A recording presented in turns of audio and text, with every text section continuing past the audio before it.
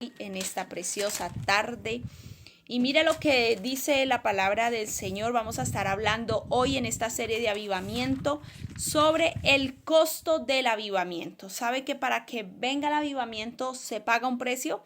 Para que venga la gloria se tiene que pagar un precio. Hay que pagar un precio. Mire, usted no va a poder ver un avivamiento si usted no paga un precio. Si usted y yo no pagamos un precio, no vamos a ver avivamiento, porque es la única manera en que viene la gloria, cuando usted y yo pagamos un precio. Amén.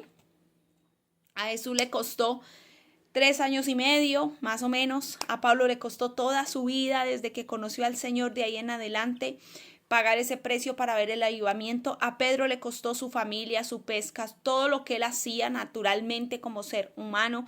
A todos los hombres de Dios le costó. A David le costó rechazo, le costó menosprecio, le costó muchas cosas para ver un gran avivamiento en su vida. A Moisés le costó 40 años en el desierto después de estar en la comodidad de casa de Faraón.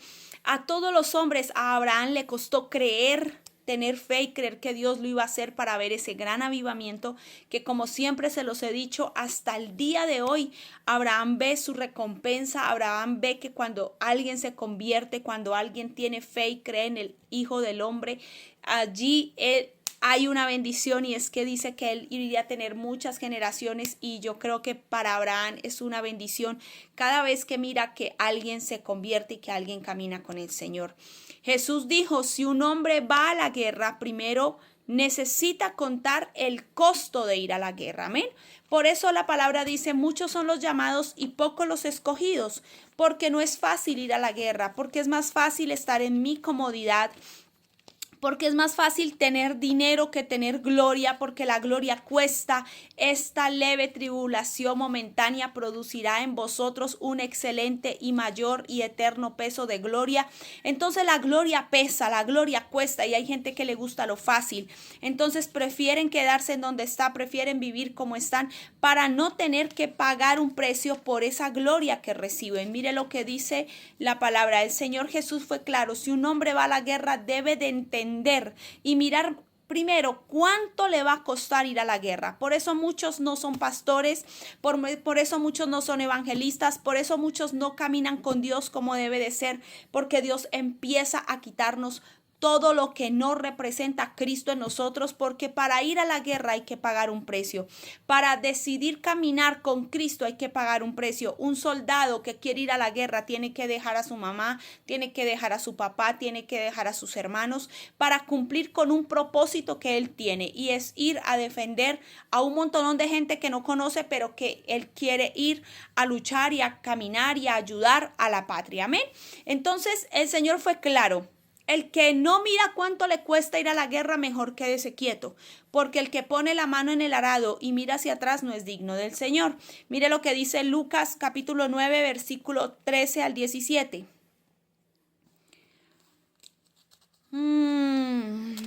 Tocó devolverme. Dice la palabra del Señor, del 13 al 17.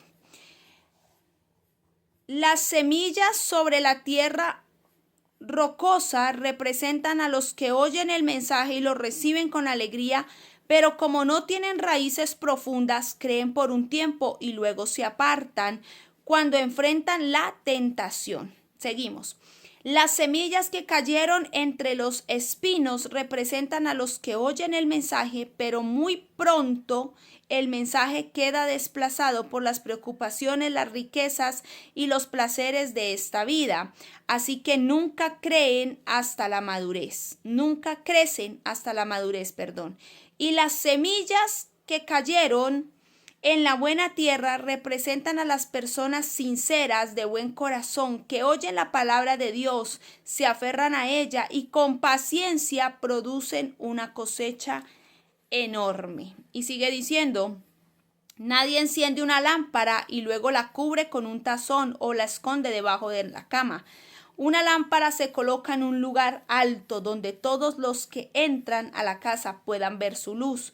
Pues todo lo secreto tarde o temprano se descubrirá, y todo lo oculto saldrá a la luz y se dará a conocer a todos. Amén, gloria a Dios.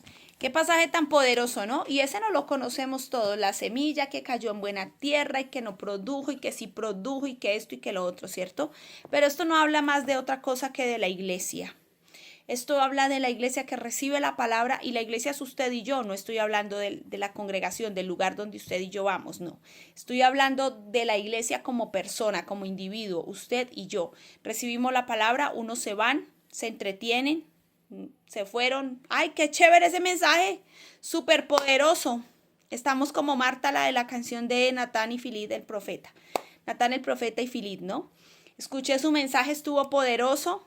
A tal punto que me quedé dormida. A veces estamos así, la iglesia a veces está así, va a la iglesia, escucha la palabra, pero jamás en su vida obedecen a la palabra. Entonces la palabra vino, pero así mismo entró por aquí, salió por aquí. Y ahí habla de muchas formas, habla de 3, 4 personas dentro de la iglesia, ¿no? ¿Qué hacemos en la iglesia? Unos escuchamos la palabra, ay, qué chévere ese mensaje, pero me voy porque tengo cosas.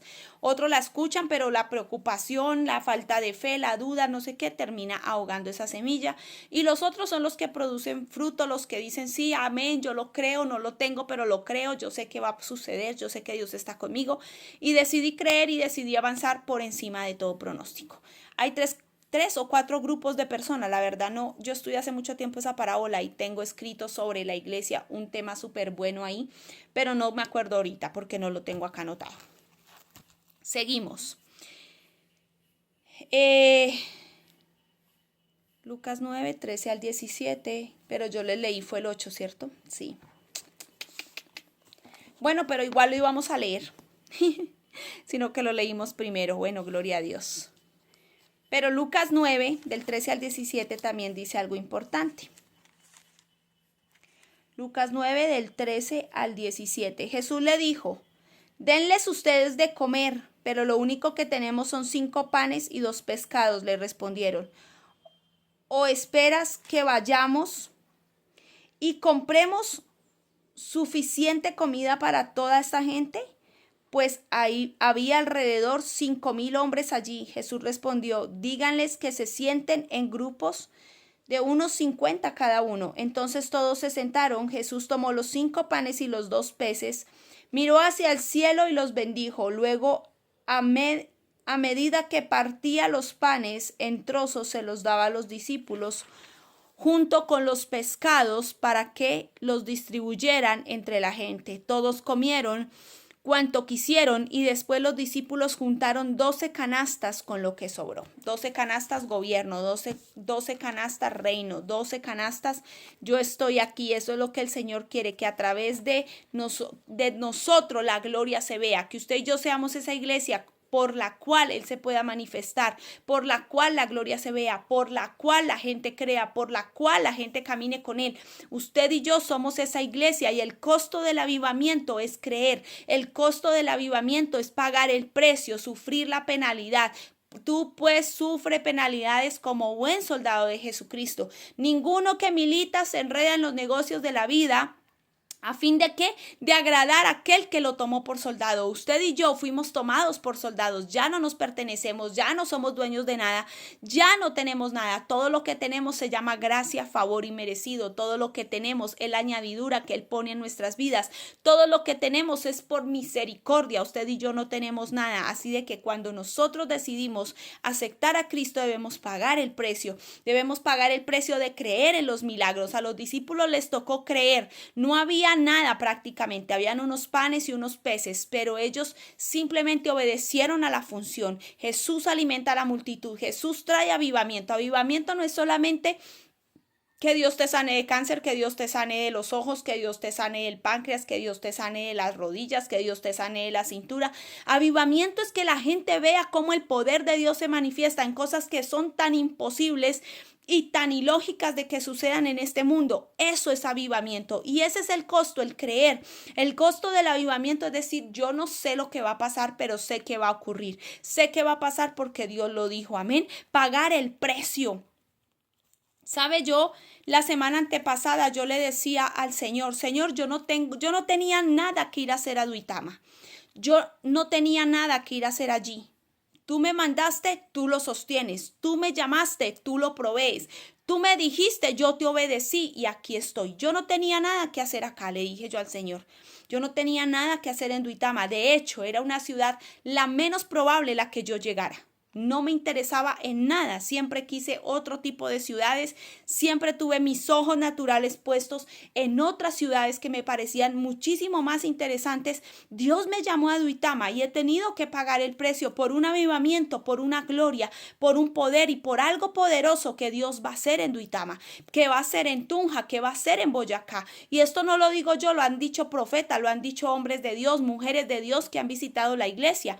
Yo no tengo nada, Dios lo tiene todo. Yo no estaba pensando en, ay, si alguna estrategia y me voy para Duitama y abro una iglesia, con eso así me ayudo y no sé qué. No, yo no tenía planes de ir a Duitama y Dios los tenía. Y ahí es donde nosotros debemos entender que para que haya un avivamiento hay que pagar un precio. Ahora lo entiendo. Ahora miro las calles de Duitama y digo, Señor, yo nunca me imaginé venir a Duitama en esta cena, porque cuando yo iba a Duitama lloraba. Si las calles hablaran, les contaría cuántas lágrimas yo derramé en Duitama, cuántas lágrimas lloré de tener que llegar a Duitama donde no me gustaba, pero quedarme allí para poder tener un poco de paz en medio de un matrimonio colapsado, en medio de un matrimonio disfuncional, desordenado, con muchísimos problemas. Y ese era el lugar donde medio yo tenía un poquito de paz, porque allí vivían mis papás, pero no era porque a mí me agradara o porque yo dijera, wow, voy a alistar maleta, me voy para Duitama, no.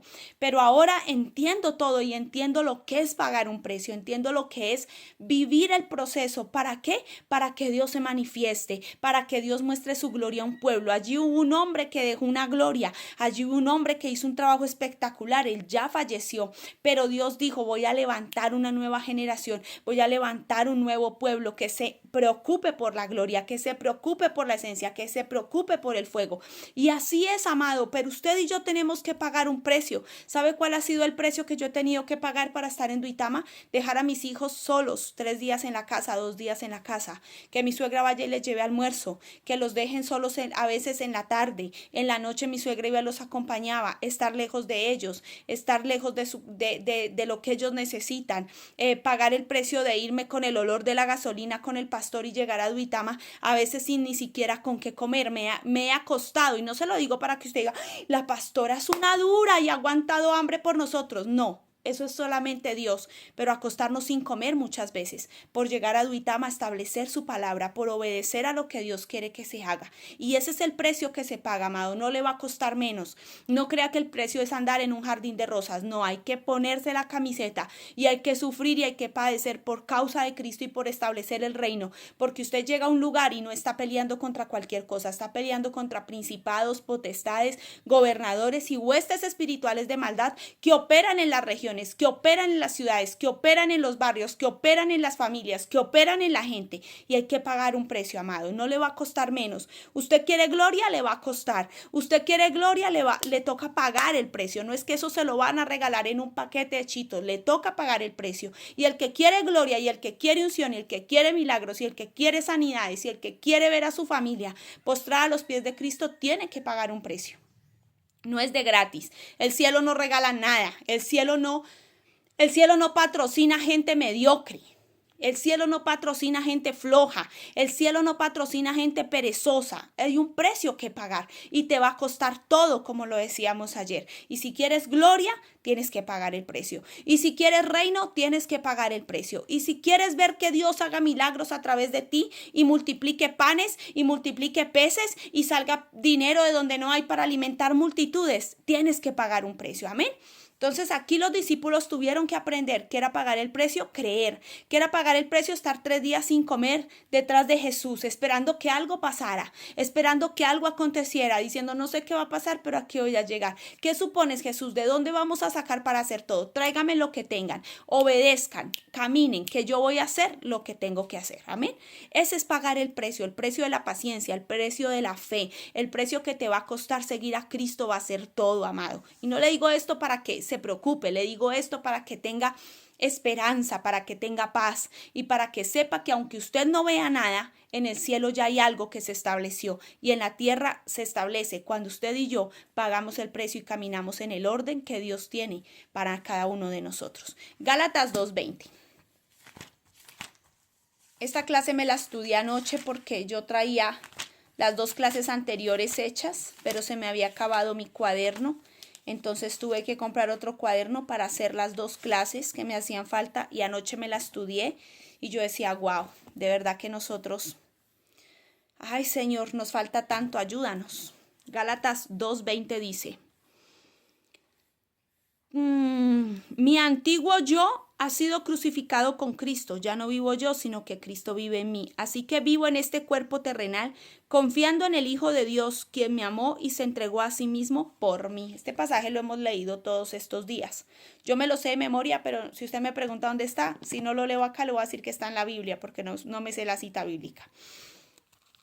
Pablo hablaba de él mismo como alguien que había muerto. ¿Cómo puede alguien que ha muerto hablar de sí y estar en un plano terrenal y decir, ya no vivo yo, más Cristo vive en mí? O sea, yo he muerto, pero hay alguien que vive en mi cuerpo. Si el que muere terrenalmente muere, ¿cierto? No vuelve a existir, no vuelve a escucharse su aliento. Y escuché una vez a la pastora Lisney decir que el milagro de nosotros y la seguridad de que nosotros estábamos vivos era nuestra voz, que el día que se dejaba de escuchar nuestra voz estábamos muertos, porque había gente que estaba enferma dentro de sí, de pronto tenía problemas del páncreas, del colon, de los riñones y bueno, en fin, del corazón, todas estas cosas que van más allá y trascienden en un plano espiritual a otra cosa, pero que no se sabía porque por fuera se veía muchas veces la persona perfecta, ¿no?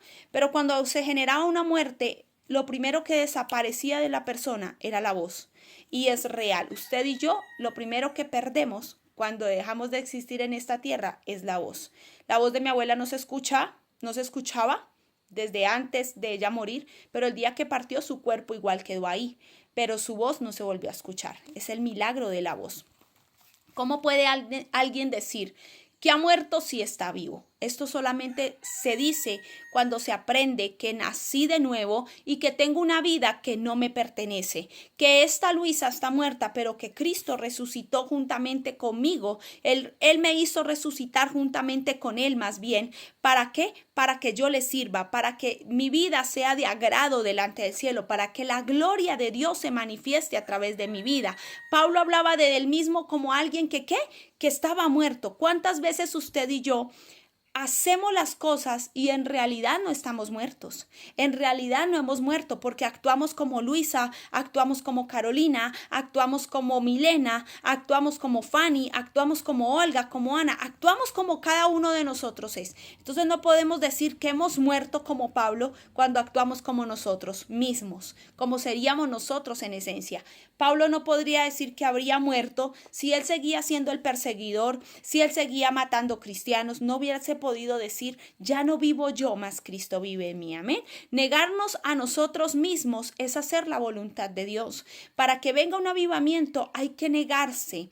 Tiene que haber una negación del yo, una negación de lo que yo soy, de lo que a mí me parece, de lo que a mí me atañe, de lo que yo creo, de lo que a mí me constituye como persona, porque a cada uno de nosotros en el plano natural hay cosas que nos constituyen y que nos hacen ser nosotros en esencia. Luisa, a mí me gusta esto, me gusta esto, me gusta esto.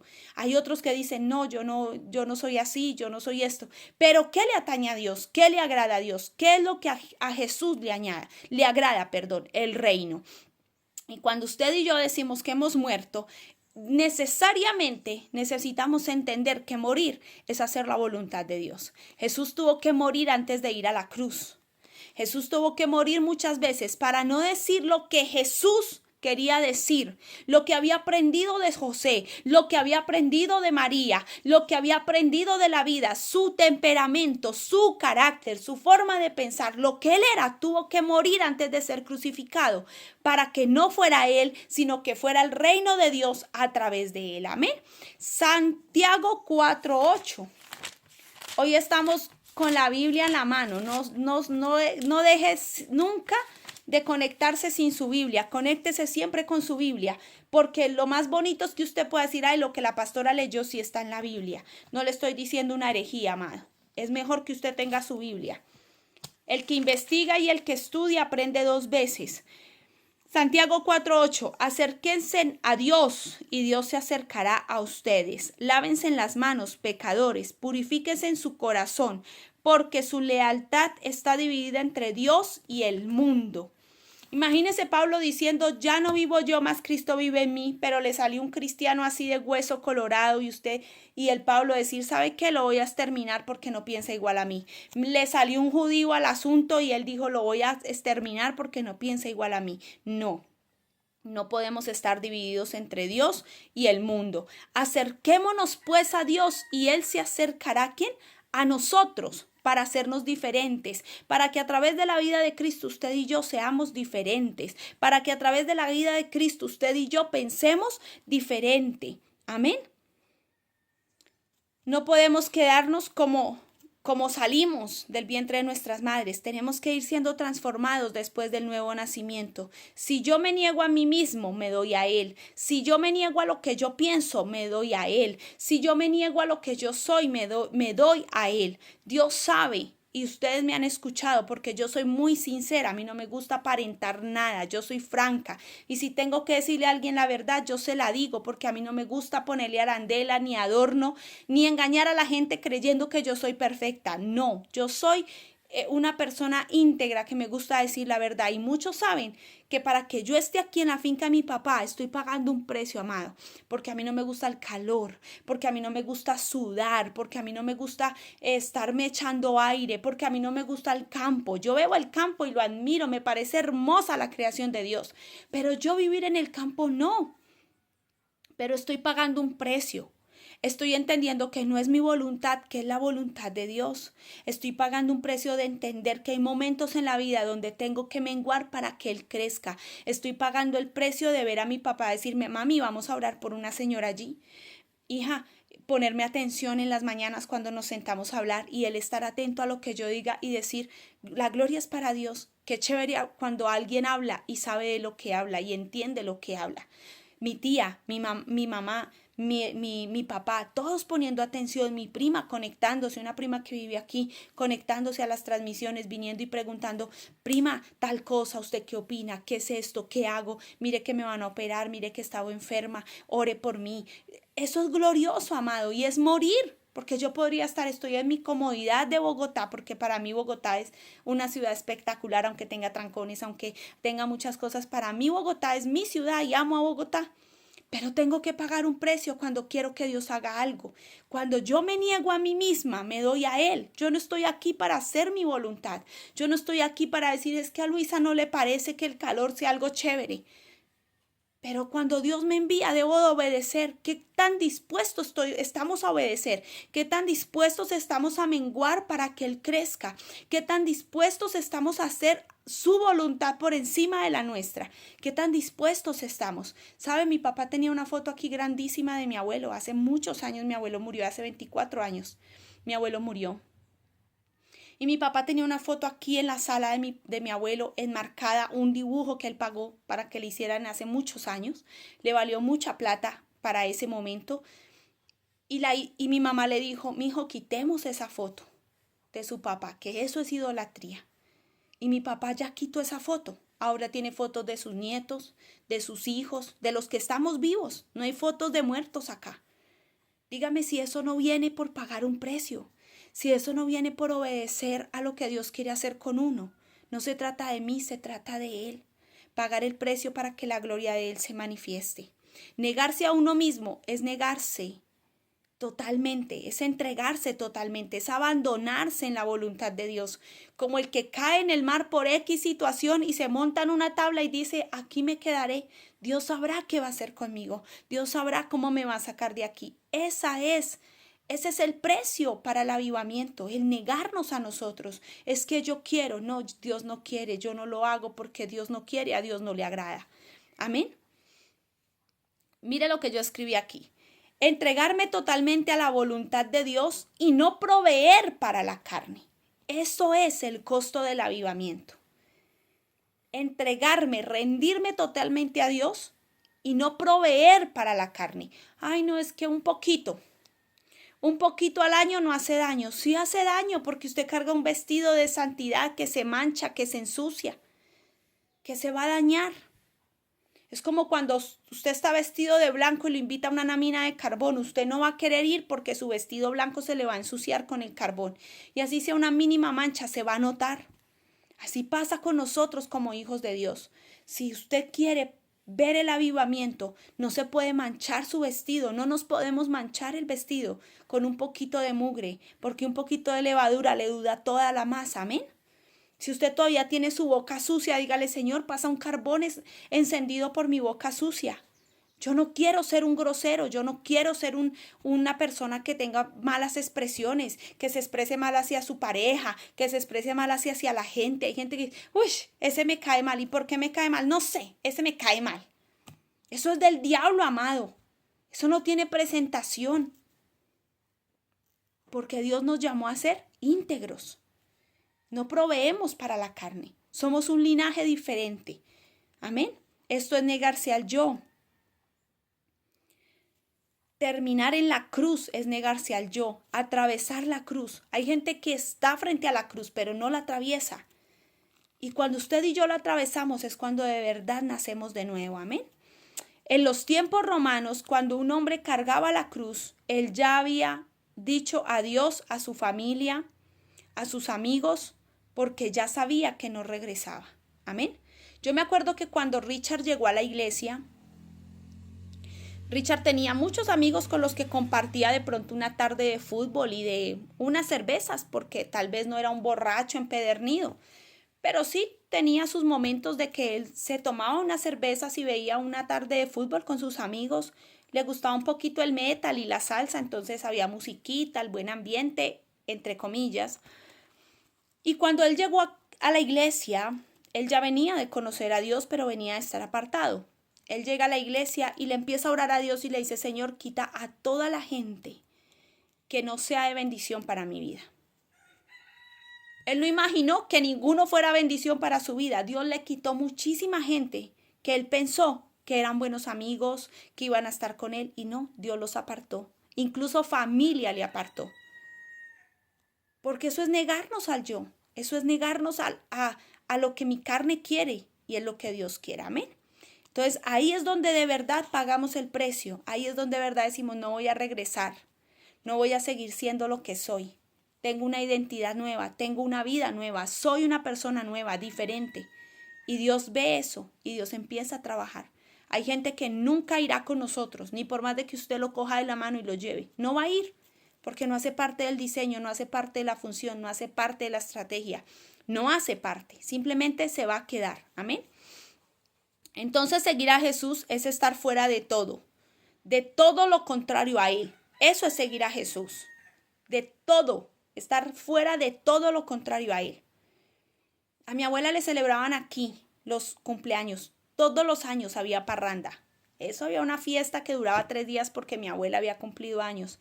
Y venían hijos, venían nietos, venían bisnietos, todo el mundo venía. Yo nunca venía, vine una sola vez. Y esa vez que vine, oré y le dije, Señor, no permitas que nadie se emborrache. No permitas que haya baile, que haya tomata, que haya rumba. Yo quiero estar tranquila. Cuando eso mis papás no tenían aquí su casa. Y me tocaba dormir arriba. A las 12 de la noche, todo el mundo se miraba a las caras y dije, vamos a dormir porque aquí no hay nada que hacer. Todo el mundo está perezoso. Las canastas de cerveza guardadas debajo de un mueble que tenía mi abuela, un sofá.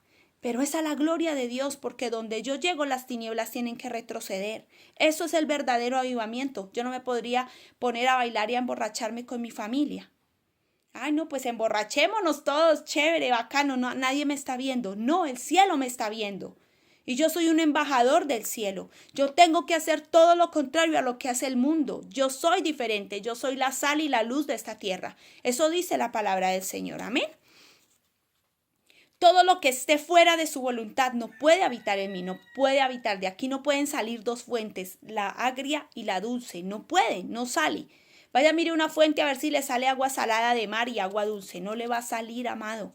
Siempre que hay en Panamá está una de las es la piscina más grande de Sudamérica de agua salada, pero esa piscina está cercada y le trajeron agua del mar para llenarla.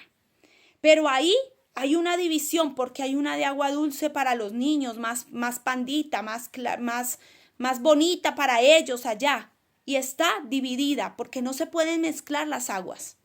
Si usted ha visto videos, el Océano Pacífico y el Océano Atlántico llegan a un punto donde se encuentran, pero no se mezclan, porque sus aguas tienen componentes totalmente diferentes. Usted y yo podemos estar aquí con el mundo, vivir en el mundo porque estamos en este mundo, pero no somos de este mundo, no nos mezclamos, porque jamás va a venir un avivamiento cuando hay mezcla. Las mezclas son diabólicas, las mezclas en el reino de los cielos son perversas. Satanás quiso ser ángel y quiso ser igual que Dios. ¿Y qué dejó eso? Una perversidad. Una falacia. ¿Qué pasó con los ángeles que vieron a las hijas de los hombres y vinieron y se acostaron con ellas? Salieron los nefilines, los gigantes que atravesaron y hicieron pasar al pueblo del Señor muchísimas cosas, una mezcla trágica. Lo celestial con lo natural generó una mezcla trágica. No podemos hacer mezclas. O somos o no somos. Pero los tibios los vomitará de su boca el Señor. El verdadero avivamiento solo viene cuando hay ¿qué? Muerte. No es que yo soy así. Mire, hermano, si usted es así, órele al Señor porque usted no puede ser así porque usted fue comprado. Muchos son los llamados, pocos los escogidos. O mire a ver si usted fue llamado, pero no fue escogido porque usted no quiere hacer la voluntad de Dios. O somos o no somos. Seguimos. Estoy crucificado con Él. Esta es la declaración de un hombre muerto que no tenía voluntad propia. Y ahorita escuchaba un reel de la pastora Yesenia que me salió entre mi Instagram.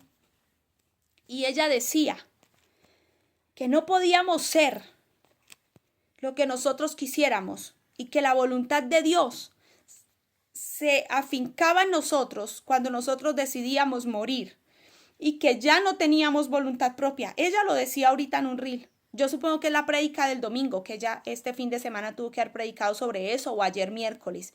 Y ella decía, no tenemos voluntad propia. Usted y yo ya no nos pertenecemos. Entonces no juguemos a ser cristianos, amados, si queremos ver un avivamiento. Esto más que una clase parece una prédica, perdóneme. Pero yo tengo que hablar lo que el Señor me ministró anoche. El avivamiento no nos costaría algo, ¿nos costaría qué? Todo. A Jesús el avivamiento no le costó algo. Le costó todo. Le costó ver a su mamá llorarlo y el crucificado. Y yo supongo que Jesús amaba a María. Porque aunque él fuera muy celestial y muy sobrenatural, tenía una mamá. Pero le tocó verla llorar de lejos. Le tocó ver a un papá. Le tocó ver a unos hermanastros llorar por él tal vez. Le tocó pagar el precio de no tener espalda y cargar una cruz porque ya se la habían quitado con los latigazos. Le tocó pagar el precio por una humanidad para que la humanidad fuera redimida de tener el cerebro totalmente destruido a causa de la corona de espinas. Le tocó ser clavado y ver cómo sus extremidades y todo su cuerpo se le producía un colapso, porque una persona crucificada sufre un colapso por partes. Se le duermen las piernas, se le duermen los brazos de tanto tenerlos extendidos. Vaya, estudie la muerte de Cristo. ¿Cuánto le costó a Cristo para que usted y yo seamos hoy hijos de Dios? ¿Cuánto le costó al Señor Jesús? Nos costará todo, amado, nos costará todo.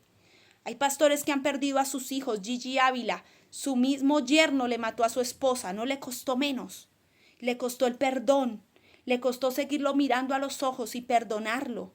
Le costó verlo después salir de la cárcel y perdonarlo, no odiarlo, no desear matarlo. No nos va a costar menos, amados. Costará todo. El avivamiento tiene un precio que pagarse y no viene de gratis. Pregúntele no me voy a ir tan lejos, a gente de Bogotá, pregúntele a Corson cuánto le costó ir mañanas enteras a orar, él solo, porque nadie llegaba a la intercesión. Pregúntele a Patricia y a Ricardo Rodríguez cuánto les costó. Pregúntele a Eduardo Cañas cuánto le costó. Yo vi a un pastor que tuve desde niña, al pastor Nelson, le costó años, le costó llegar embarrado hasta las rodillas con sus hijos aquí en los hombros porque no tenía carro. Y la iglesia donde él predicaba eran potreros, Bósara potreros. No le costó menos. Y usted vaya ahorita y mire dónde vive, la casa que tiene, el ministerio que Dios le ha permitido tener, sus hijos sirviéndole a Dios. Le costó horrores, pero ahí está viendo la recompensa. Si más de 5,000 almas se congregan en esa iglesia, puede que hayan defectos porque no hay iglesia perfecta, pero pago un precio por esa gloria, pago un precio por ese reino. Mi suegra lo sabe porque mi suegra lo conoce también. Sin querer, mi suegra se congregaba allá y yo me congregaba allá. Éramos dos familias diferentes que luego de los años nos vinimos a encontrar.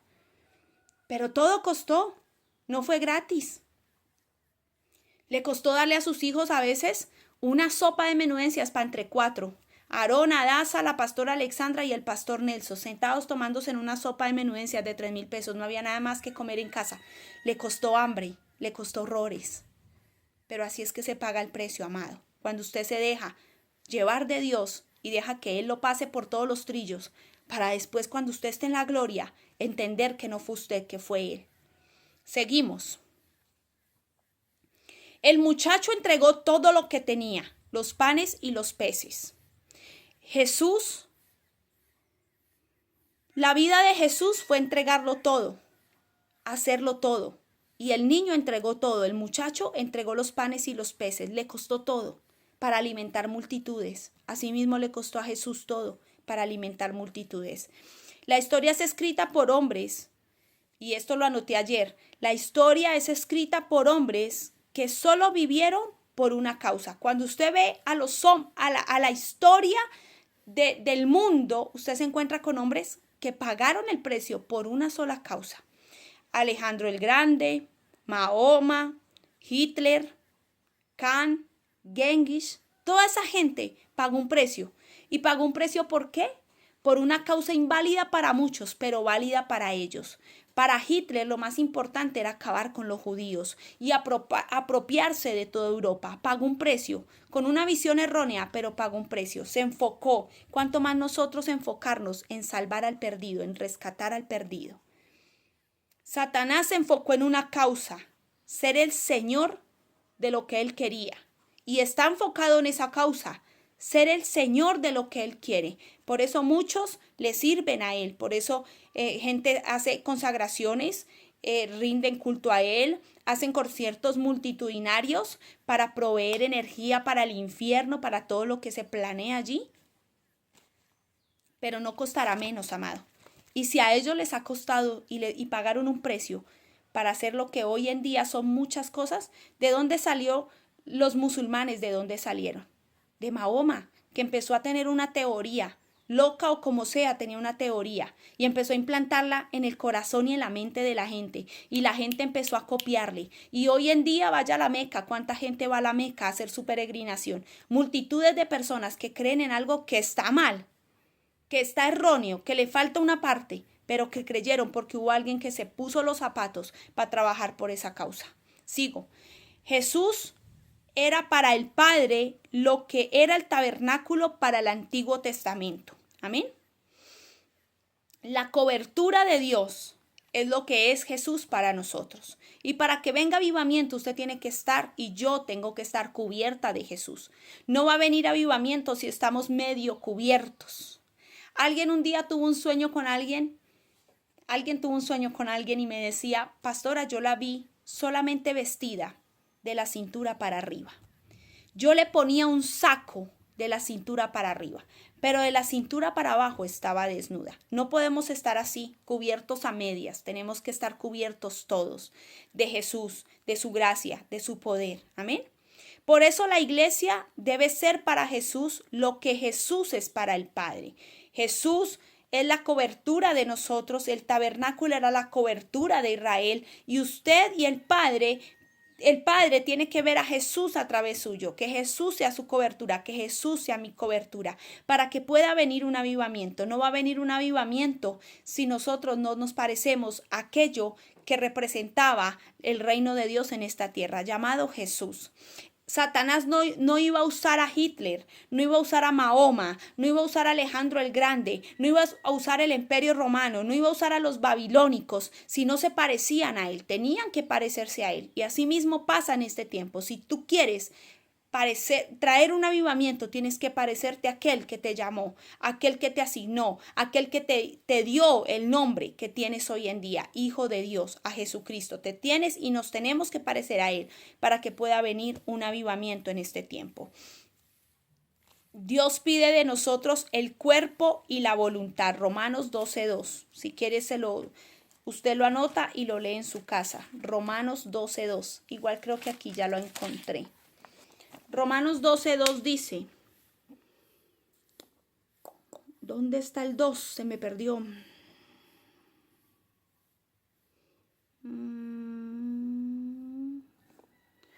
¿Qué pasó con el 2? Oiga, se me perdió el número 2 de aquí ya. No imiten las conductas ni las costumbres de este mundo, más bien dejen que Dios los transforme en personas nuevas al cambiarles la manera de pensar. Entonces aprenderán a conocer la voluntad de Dios para ustedes, la cual es buena, agradable y perfecta. Amén. El precio por el avivamiento es darlo todo, no un poquito, no si yo quiero, es todo. No podemos retener nada de nosotros. Cuando usted retiene, cuando usted y yo retenemos, cerramos el reino se paraliza, el reino se queda quieto, dice yo aquí no actúo, yo aquí no hago nada. Sigo. David era un símbolo del espíritu, no podía sentarse en el trono hasta que Saúl muriera o hasta que fuera retirado. Amén.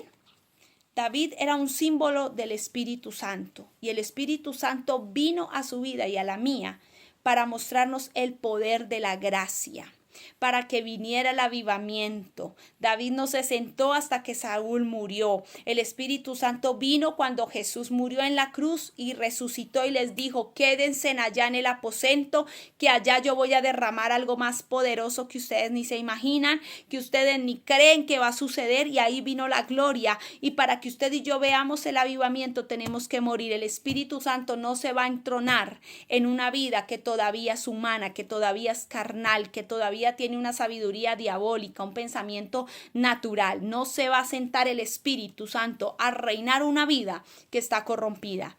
Él no podía venir apropiadamente al trono hasta que Saúl, como símbolo de la carne, fuera retirado.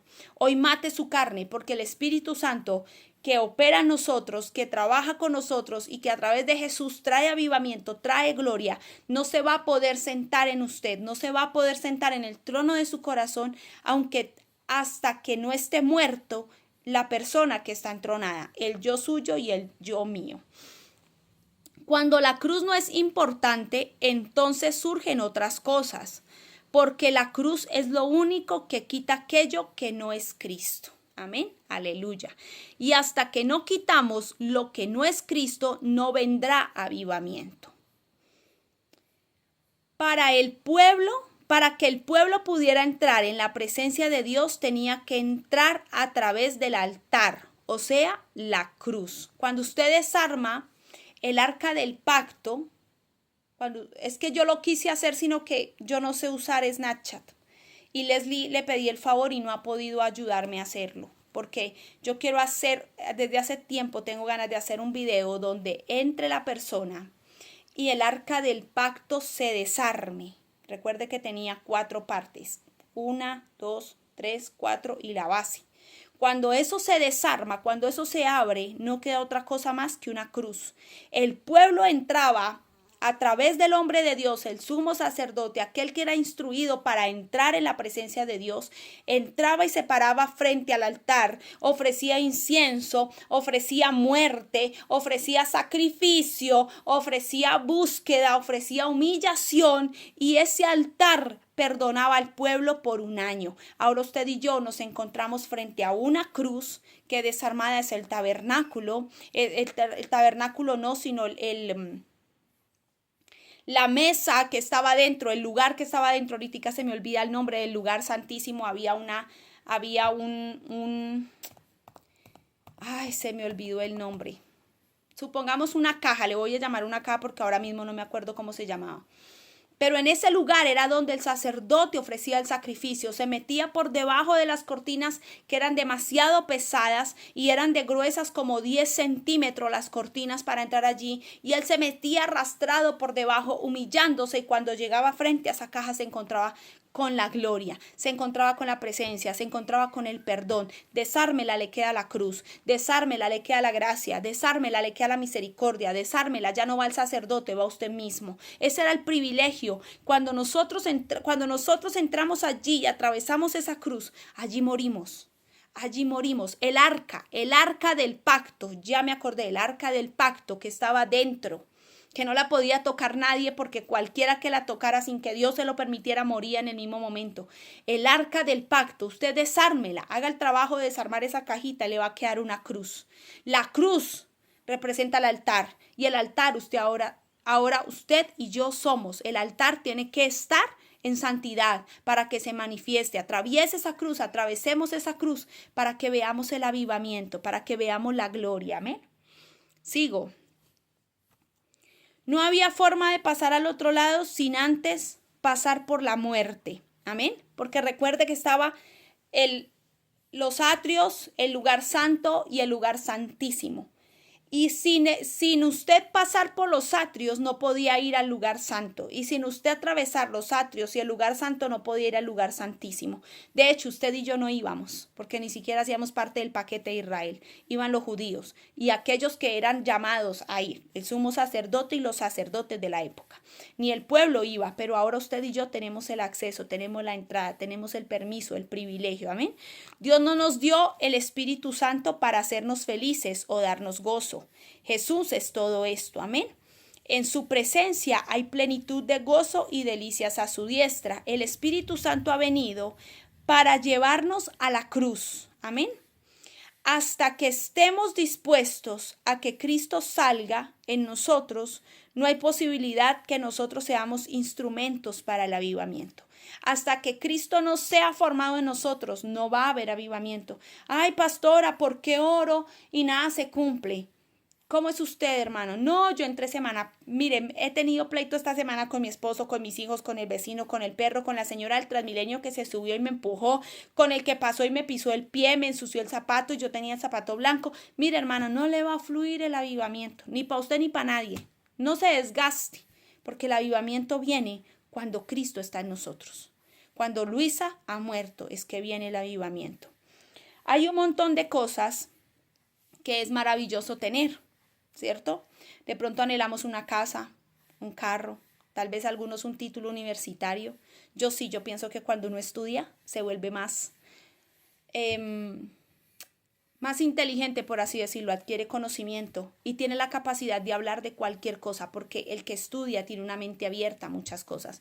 Por eso hay temas de los que yo no hablo, porque digo, yo no voy a hablar de eso porque no tengo ni idea de eso. Pero de lo que conozco sí hablo y puedo armar debate porque conozco plenamente el tema. Entonces, qué importante es estudiar. Tal vez para usted no lo es, para mí sí lo es. Es importante aprender, es importante capacitarme, es importante conocer, y muchas cosas de esas son maravillosas. Cuando de pronto alguien se gradúa, recibe un título, uy, qué chévere, qué bendición, qué bonito, ¿cierto? Pero es más importante tener lo que el Espíritu Santo sabe que nosotros necesitamos y de lo que nosotros tenemos necesidad, de lo que nosotros nos apremia que Él haga que nosotros recibamos. Eso es lo más importante. Los milagros solo suceden o solo ocurren en el otro lado de la resurrección. El milagro de Cristo, el milagro del Espíritu Santo no se hubiese manifestado si Cristo no muere.